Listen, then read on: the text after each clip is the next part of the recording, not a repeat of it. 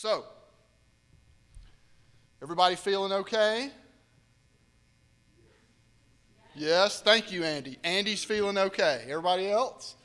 I'm sweating, but you can see me glistening on Zoom, right? Patrick, you get a really good shot of the glisten, okay? All right. This is part 2 of strengths. We're going to do a little bit of review.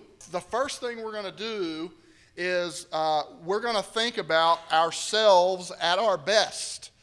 Along with the signal, there should be some 8.5, 11 sheets of paper in the middle of your table, some pens. For those of you at home, I've got these slides if you're watching via Zoom now, or if you're watching this on repeat. There'll be slides that are putting up. Thank you, Ron, for showing this. What I'd like you to do is take a couple of minutes to think about these statements and to fill them in. Because in reality, that is what we're talking about. Being at our best, being our best selves, being the true self that God has created us to be. And so complete the following statements, and then I might give an opportunity for a couple of people to give us one example. We won't share around the table very long because, we're a split audience. Some of us are at home. But if you'll take the time to finish those sentences, I'll give you 2.5 minutes to get to work. This is a timed test.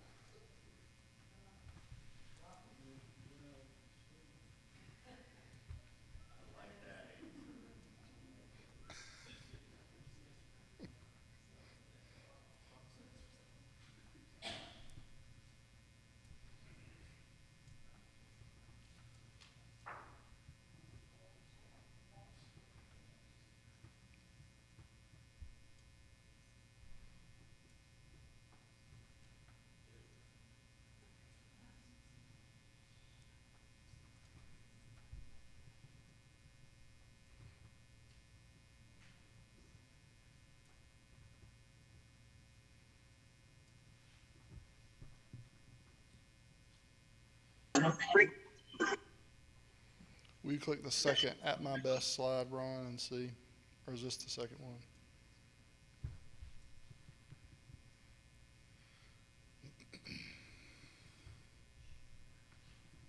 So the folks at home have moved to the bottom 3. If you're not there, you need to get there. Yeah. It shouldn't be hard. These should be easy, right?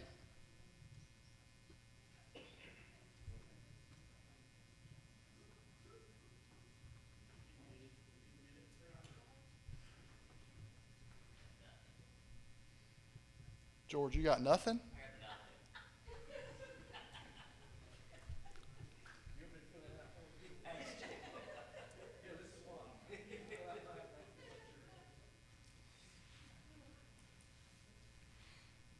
So this is an exercise that is illuminating in some ways, is it not? How was this hard for you? Yes? This is hard for most of the people in the room. I hope folks at home, maybe you struggled as well. This is difficult work. And the resonance is connected to this idea that really most of society critiques, does it not? I mean, we are getting better at the things that we're not good at. They're helping us. Many of you might not be on social media, but I know there are curators of social media, and there will be folks talking and reacting to the ways in which you do things and giving you healthy feedback, right? Healthy feedback. So we're constantly in kind of this age, I think, and mode of critique. And a lot of that comes from the mirror, right? Because I don't know about you, but for me, there are days when I get up and look in the mirror and have a hard time finding many more than 3 or 4 things that I like, okay, about myself. And I think that is kind of the mode and the ethos, for lack of a better phrase, that I want us to break up here. And it's driven out of a sense of our belovedness as it relates to God, but also strengths. And so, even if this was hard, I want you to take your sheet with you and think about it some more, right? Your job is to think about some of the things that you're really good at. Maybe there was a meaningful experience, a time when you were at your best. I'll tell you, about a month ago, I had an opportunity to go to a sister church in the metro area and talk about faith that sticks, sticky faith. I have studied that. I have spent time in that topic. And I can talk about sticky faith for a long time. And I feel like it's one of those things that I can hit out of the park, as we might say. That is in my wheelhouse, and that is something I can do really well. So a time when I was at my best, when I was in front of those parents, they were having vacation Bible school at night, and they had the parent session, and all the children were in a different room. And I had the attention of 75 parents. And I was talking about faith, things that make faith stick. And that was a time when I was at my best, because I was talking about things that mattered to me and that I knew some about. I had spent time researching and I cared about it. What I enjoy doing the most is this, probably talking. I'm a communicator, so for some of you who have taken your strengths assessment, you should have gotten feedback, right? You know maybe what your top 5 are. My number 4, sorry, Patrick. My number 4 is communication. That simply means I have the gift of gab. Sometimes it means I process things out loud. My coworkers eventually will be able to tell you this. Bill's not tired of it yet, but there'll be a day when Bill goes, gosh, I'm so tired of hearing Aldrich process out loud, right? But because I'm an extrovert and because I have a communication strength, sometimes I think out loud. Jennifer hates it when we go on a trip because I have to pack that way. I have to say, now I'm wearing this on Monday, and I'm wearing this on... It's really annoying. She hates it. But she listens. That's why we've been married for 25 years, because she listens and lets me communicate. So one of the things that I enjoy doing is talking, communicating with others.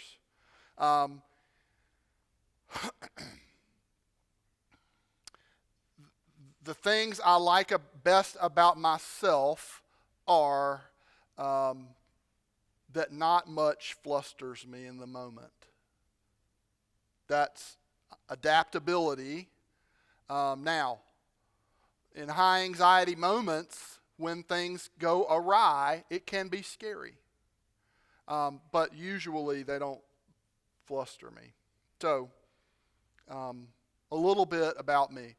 I just wanted to reflect and give you guys a little bit of an example of maybe what you could put down on your sheet of paper. Okay? So this is homework if you weren't able to do it. Did anybody come up with one thing they would be willing to share if Jerome comes and sticks a microphone in your face? I bet I don't have any takers with that invitation. Anybody in the room? Anybody on Zoom want to share? Pat? Will you hold on and let Jerome get there? I'm sure there are people at home who want to hear what you have to say. Yes. Thank you. Yeah. Put up close. I think the time I felt that I was my very best was when we got married and we went to Brevard, North Carolina, and I had gotten a degree from Georgia with speech and hearing. And so I went, and they didn't have a speech and hearing teacher, and so I took it on. And it was interesting. I had such it was a new class, a new field when I graduated, which we will not discuss the year, okay?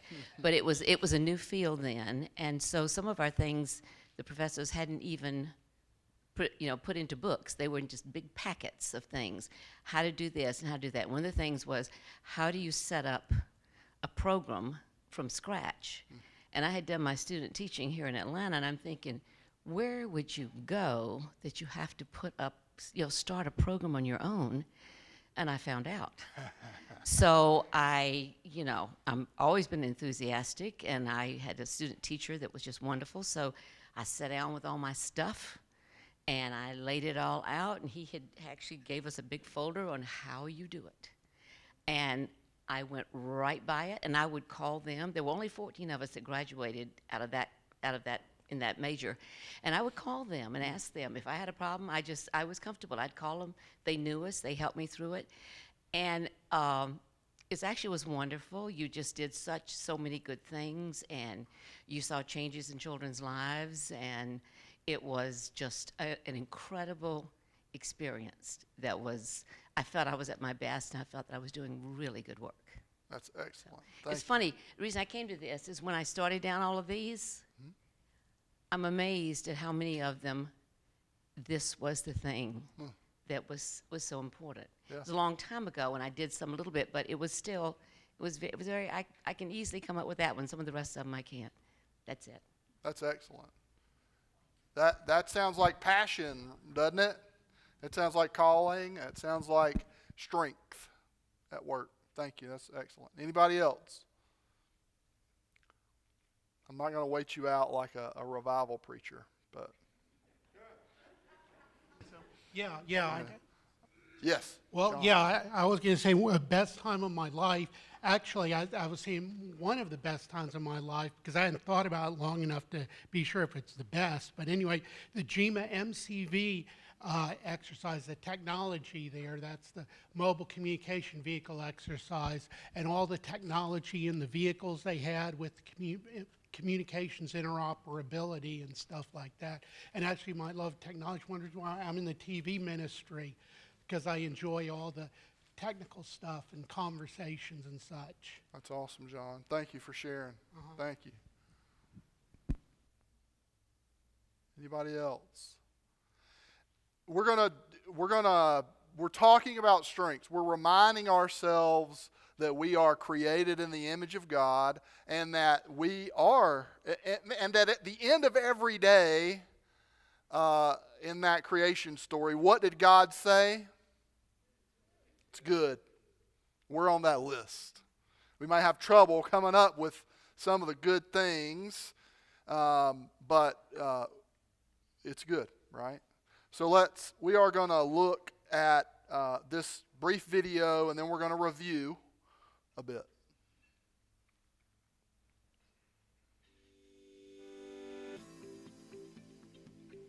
Why do you make the choices you do? Do you ever wonder why some things come naturally while others don't? Why you're drawn to certain activities and not to others? There's a simple but powerful reason: your talents. When you understand your unique talents and develop them into strengths, your whole world can change. But we often take our most powerful talents for granted, or we may not even be aware of them. That's why Gallup developed the Clifton Strengths assessment, to help you discover your areas of greatest potential. The Clifton Strengths assessment is grounded in more than 5 decades of research.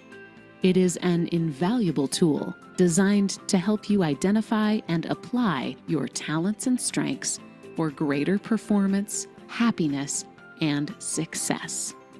After completing the assessment, you'll receive a personalized report with your strengths profile and action ideas designed to help you unlock your innate potential. Performing at your best is easier than you may think. When you approach your work, relationships, and community with your unique talents and strengths in mind, success follows. What are you waiting for? Unlock your potential today with Clifton Strengths and transform your world. All right, so we're just going to remind ourselves of some of the definitions that Tamara shared with us last week. One was talent. What did she say talent was? You remember? It's this naturally recurring pattern, right? Thought, feeling, or behavior, and it's applied in a positive light, right? Talent is something that you're proud of. It is productively applied.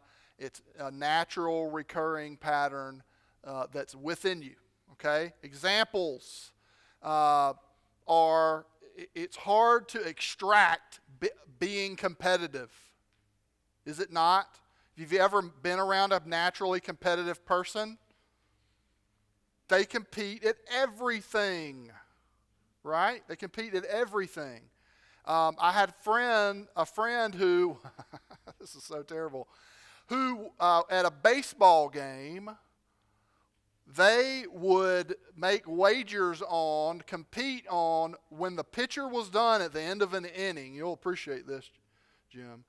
The pitcher's done at the end of the inning. They throw the ball to the mound. Does the ball stay on the mound or not? It's the most ridiculous things.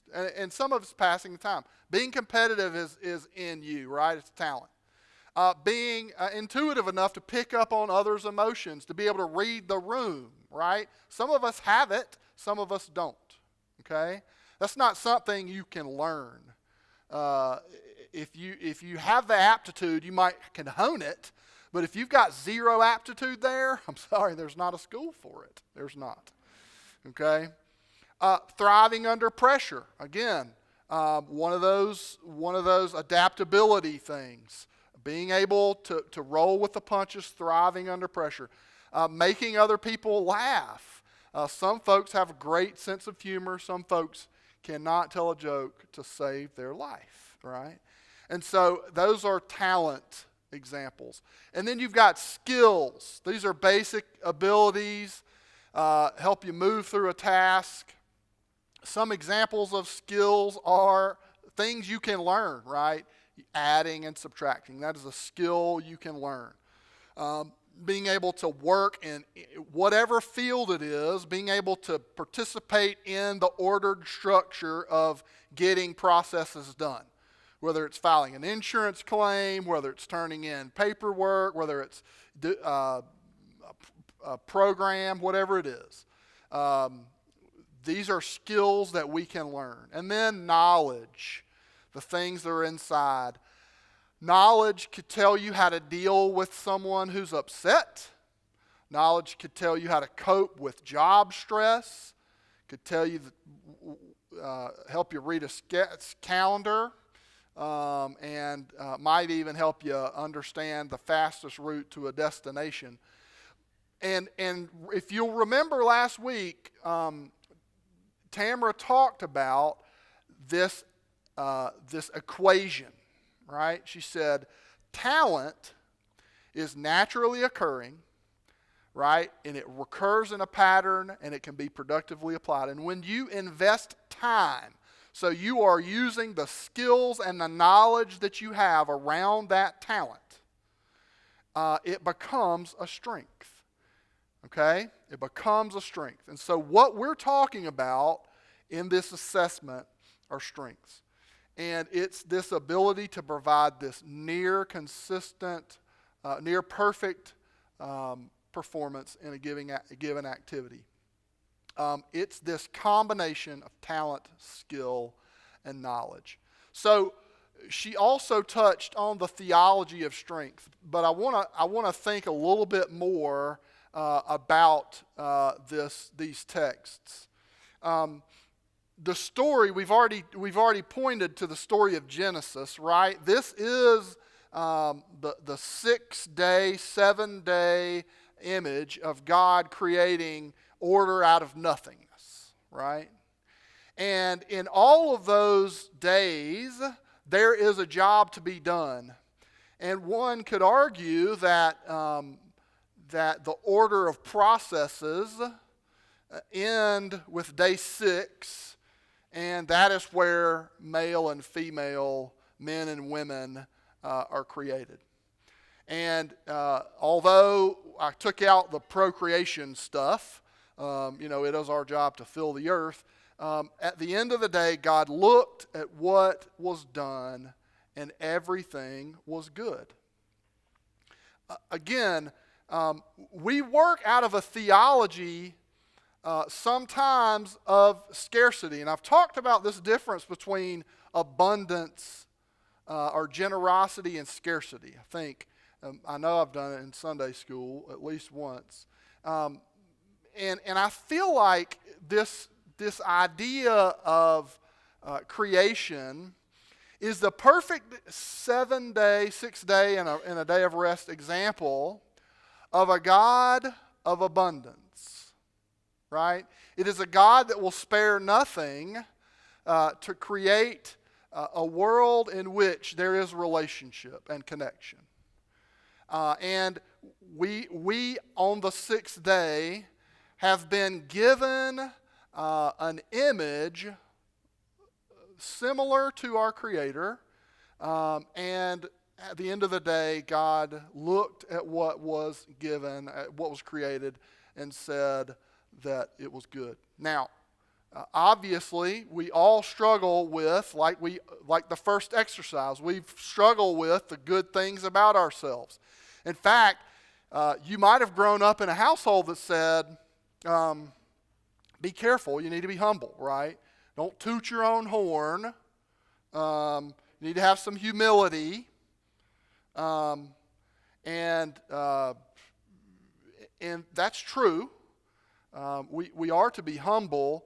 But I think, again, the reason this list was so hard for us is because there are days I think, you know what, God wasn't really thinking really deeply when he created me. He skipped some steps, right?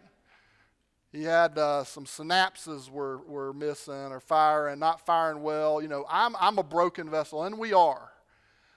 We are broken vessels in need of a Savior. But at the same time, we were given intentional gifts, right? There are things that people in this room can do that I cannot accomplish because of the way I was made, the gifts I was given, and the gifts you were given. And I believe that a God of creation has a design around that. There's a reason why the body is made up of many members, right? That we have equal strengths and that we're called to service in God's kingdom. And so when we think about the way we were made and this Genesis story, I think it's vital for us to remember God said at the end of the day, even when he created John Aldrich, all right, that wasn't a bad job. That wasn't too bad, right? There are things that God can use, and God has placed them in you, okay? Jeremiah 1, 4, and 5. This is God calling Jeremiah out and reminding Jeremiah, before I formed you in the womb, I knew you, and before you were born, I consecrated you. I appointed you a prophet to the nations. In every call story, whether they were a prophet, whether it was Moses, it didn't matter. most of the time there was this dialogue between the person being called and God, right? And most of the time, what did the person being called say?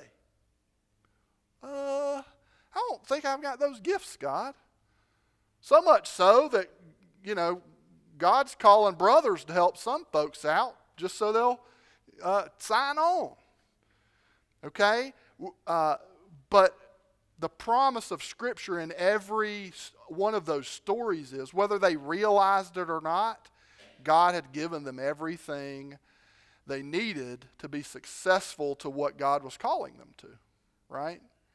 God had given them everything they needed to be successful to what God was calling them to. This is the promise of Jeremiah 1, 4, and 5, I think. This promise, before I formed you in the womb, I knew you, and before you were born, you were consecrated. Consecrated.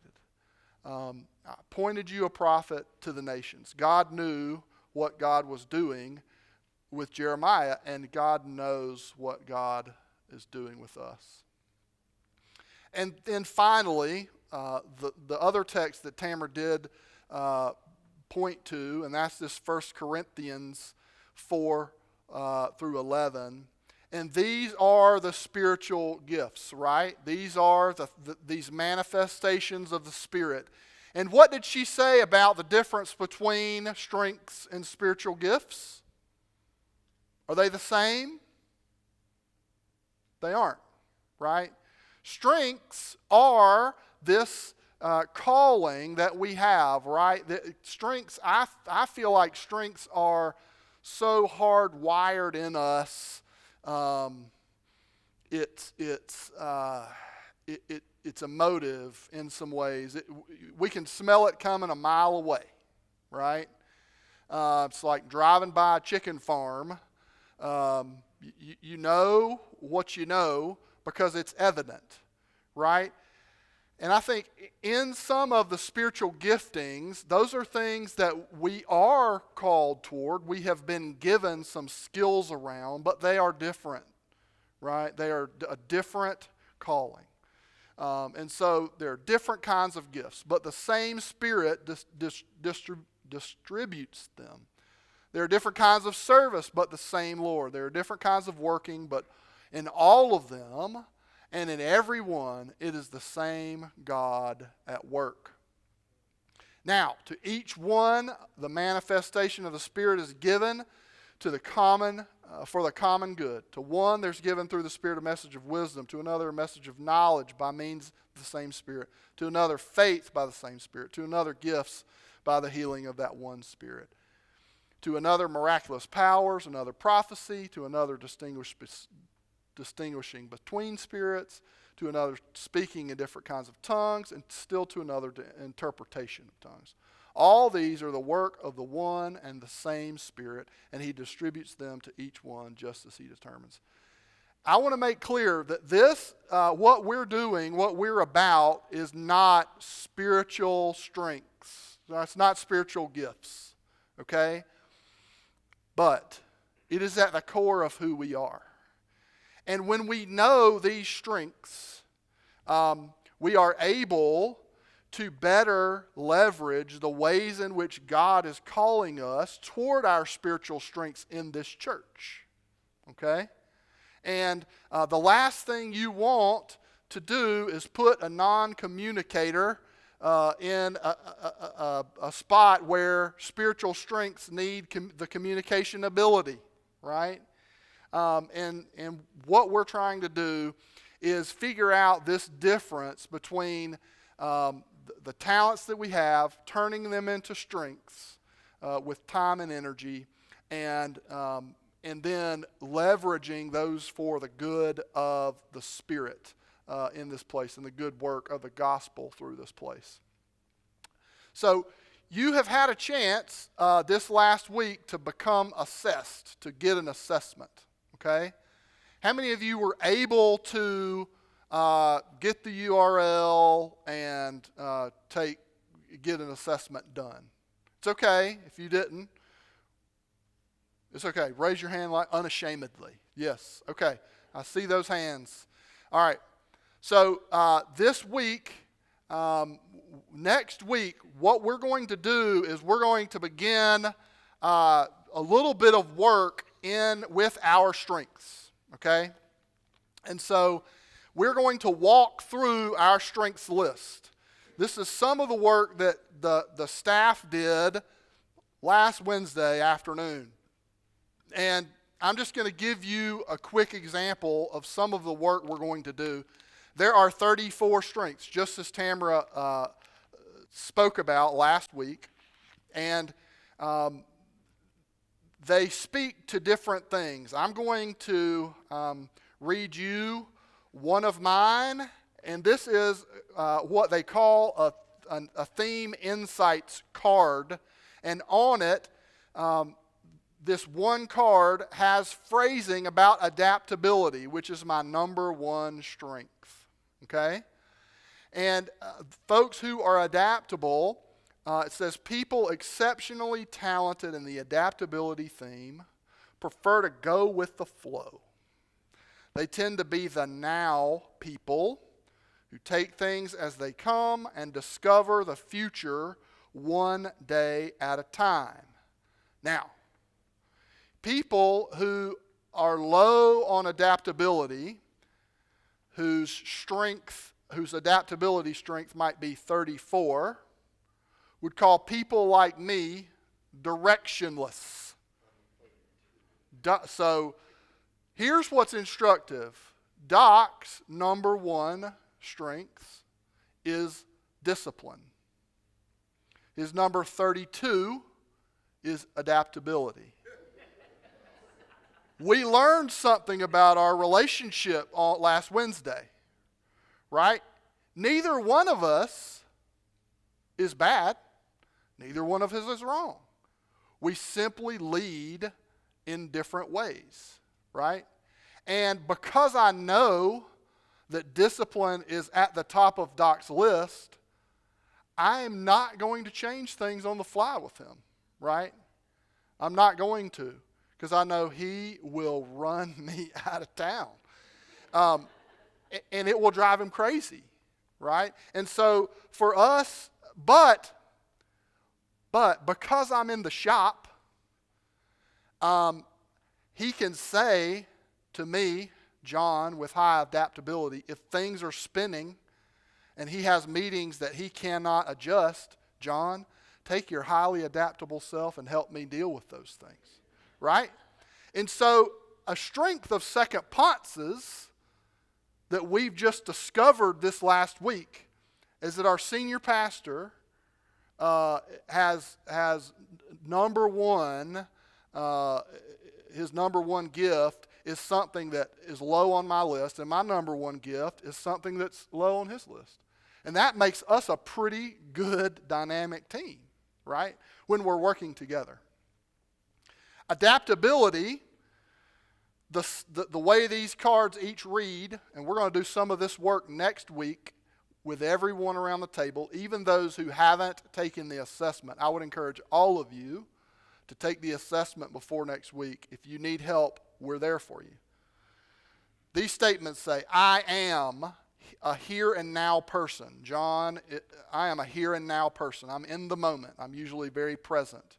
Okay, history, oh my gosh, I barely made it out of Western Civ in college. Could care less about history. Okay, I will react with immediacy to the immediate. I bring a willingness to follow the lead of change. I need present pressures that demand an immediate response. I love spontaneity. Jennifer and I celebrate our 25th anniversary. We did not decide where we were eating dinner until she was 10 minutes away from Cartersville. I mean, that would have drove Doc nuts, right? He would have wanted to know a month ago, where are we celebrating our 25th anniversary dinner, right? Am I wrong, Melissa? I'm not. I am not wrong, right? That's okay. That's okay. Put Doc in charge. Put the disciplined people in charge of the family calendar, okay? That is their strength. Jennifer's fine with us being spontaneous in some ways. I hate predictability. Now, this is not altogether true, because just because I am highly adaptable, I treasure the rhythm of school time. I was always happy to see kids go back to school and there be a regular rhythm. A metaphor is like a river, go with the flow. A barrier label, kind of the shadow side of those who are highly adaptable, folks would call us directionless, okay? So much the same way, you have strengths that will show up on your signature themes, and we're going to dive into those in the next several weeks. We're going to, they should resonate with you. Some of you who've taken the assessment and read back through it, I don't want to call you out, Kitty, but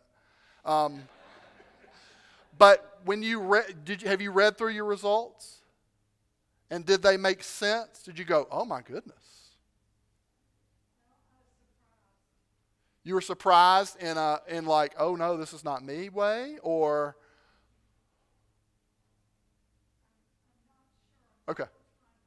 okay. And that's one of the reasons. So it's helpful to have someone process this with. And so that's what we're going to do over the next couple of weeks. For the next 2 weeks, we're going to walk through the 34 themes, 17 each week. And we're going to have some time at the end where we can sit down. I'm going to break folks up that lead in relationship in one part of the room. I'm going to break the executors up in a part of the room. And we'll talk about all those things. And we're going to walk through together our strengths. And then we're going to be able to look as a church eventually at a plot, and I think I showed you all this last week, at a plot of where we all line up, right? This is your church staff, okay? And there is a good mixture here, right? We're pretty balanced in some ways. And there are things that we now know about ourselves as a team. If we're going to tackle a big project, we're going to let John dream on the front end, and we'll help him build some systems. He'll help build some systems, but he's going to need some executors like Vicky to come in and make sure that all the boxes are checked and that we didn't skip any steps, right? And Doc is going to be out there with holding us to the structure and the timetable and things like that, right? So we've got really good gifts, and what I'd love to see eventually is a church family chart like this, okay? Because what I think it does is it gives us information to throw on top of our spiritual giftedness, right? It makes sure that the right people are in the right seat. Now, if you'll think with me one last image and then I'll close. We are a family of faith, and we have that image of the body of believers, right? But I want you to think about, school has started. I want you to think about school bus. Has everybody's been on a school bus, right? Nobody has missed that great opportunity of plastic that sticks to you, and no air conditioning, and no, right, not room, no seat, having to stand up in the middle. So I liken strengths work and good staff dynamic work to a bus. This family of faith is all on the same bus, right? We're all on the same bus. It's a big tent bus. We've got room for everybody. And what I hope strengths does is get everybody in the right seat on the bus, okay? So that we can keep the people who are going to keep the people who are going to blow spitballs far enough away from each other that they won't, right? I mean, if you've been in a classroom, you know how to split up the knotheads. I have to chase this rabbit. Last year, COVID gave a gift to some schools, okay? One of the gifts it gave to my wife's elementary school was no recess, okay? I know you think, oh, kids need to go outside, and they do, but you know where all the trouble starts? All the behavior starts? Is in the lunchroom, and it's on the playground. And it's, you know the reason why? Because the teachers, the team of teachers and the administrators know those children. And when they're going from 3rd to 4th grade, you know what they do? They split up all the knotheads. They don't put all the troublemakers in one classroom. They divide and conquer, right? And so when you have one troublemaker in one classroom, you mitigate, right? You minimize. But when they all get together, there's trouble. We don't have any troublemakers in this room or in this church, right? But what we do want to be intentional about is knowing our strengths in some ways, understanding what the array looks like, and then building systems and putting people on the right counsels and in the right work so you're both fulfilled but also effective in what you do, okay? So that's why I'm talking about strengths for a month. It's going to be good work, and I hope that it will pay off for us in some ways. Is it a deep dive in parsing a Greek pronoun in the New Testament? No. But this is work that will allow us to do good, deep work as a body of believers for years to come. And I hope if you are still on the fence that you'll consider being assessed. There's nothing scary about it, okay? Lynn Rose came to my office after our meeting last time. He said, you know, you talked about this stuff, and I thought, what in the world is he talking about? And when I took the assessment and I got the results back, I thought, oh, this is all good stuff. I promise there's nothing scary in there. It's not going to say, you're not tall enough, or, man, we wish you wore different shoes. It's not going to say anything like that. It's going to talk about the things you do well, okay, and the ways you can dig into it. I'm grateful for your time and attention. Yes.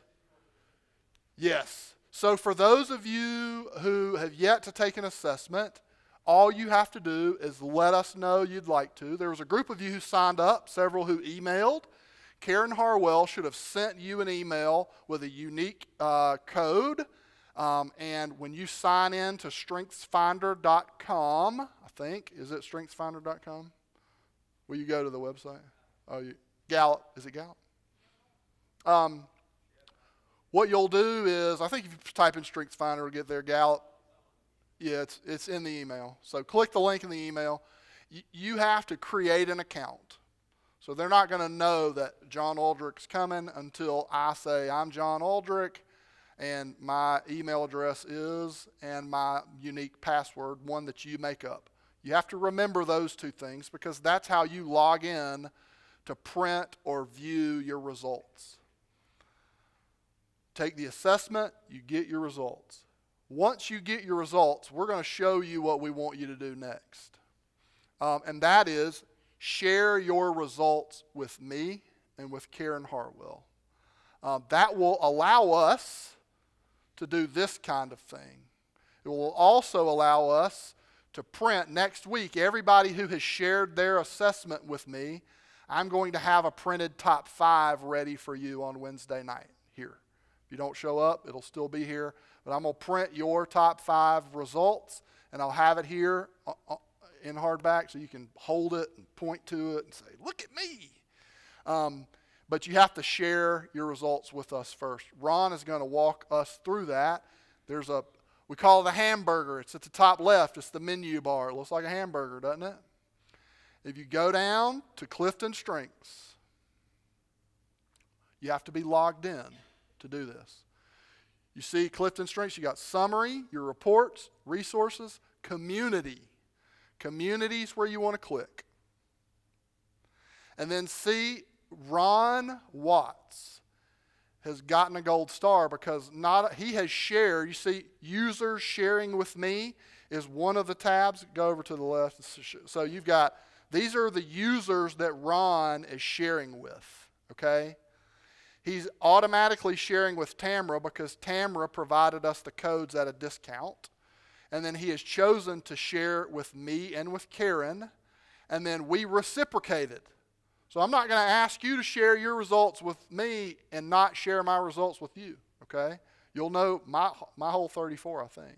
So the way you'll do that is you'll click on Share Your Strengths, and you'll add the email address that was in. So mine would be my SPdLU.org email, juldrich@spdl.org, and you just hit Share. Right? And then that'll go to me and you'll show up and I'll say, thank you for sharing your results, and I'll have them printed. So taking the assessment, sharing them with me and Karen those are your job responsibilities this week. Okay? And then next week we're going to break into groups after going through 17 of the 34, some of which will be in your top 5 and others of which you'll go, whoever has that strength is odd because I don't, right? And that's okay. All right. I appreciate your time and your attention, and I want to pray for us as we go, okay? God, we are so grateful for the ways in which you gift us. We're grateful for talent and time and knowledge, skill. And we ask that as we learn more about ourselves, as we learn more about what you already know about us and the ways that you have uniquely made us, may we claim all of it. May we better understand it, and then may we use it in ways that would glorify you, that would show your love and shed your light in this world. Lord, watch over us as we leave this place, and may the way in which we leave and love matter. We pray all this in Christ's name. Amen.